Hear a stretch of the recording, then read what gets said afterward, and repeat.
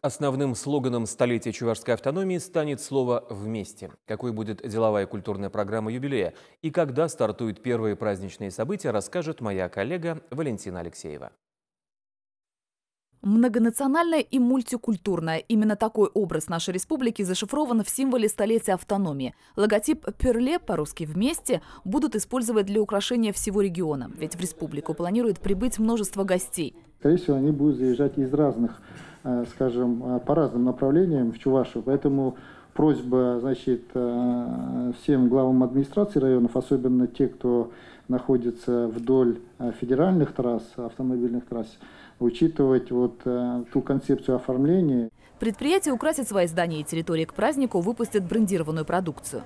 Будем стараться удивить каждого жителя, каждого гостя своими интересными тортами, фигурками. Центрами празднования столетия автономии будут Чебоксары и Красночитайский район. Программа насыщенная, ведь хочется показать все многообразие традиций Чувашии, говорят организаторы. Начнется культурный марафон, посвященный юбилею, уже на следующей неделе.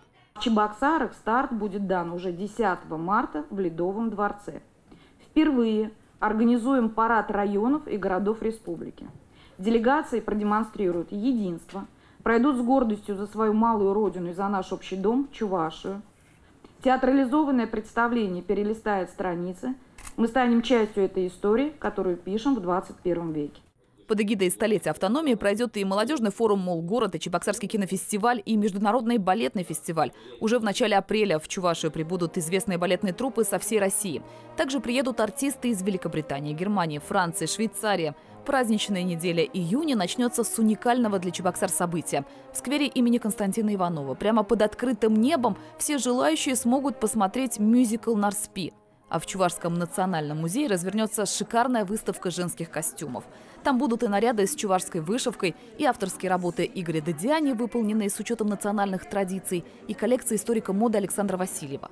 Я разговаривал с Сашей Васильевым, и он с огромным удовольствием привезет 100 платьев.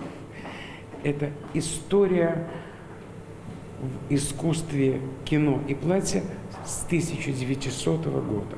Там будут платья Веры Холодной. 24 июня пройдет всечувашский праздник Акатуй, гастрономический фестиваль «Гостеприимная Чувашия», фестиваль народного творчества «Родники России». Поздравить жителей республики со столетием автономии планирует и пилотажная группа «Стрижи».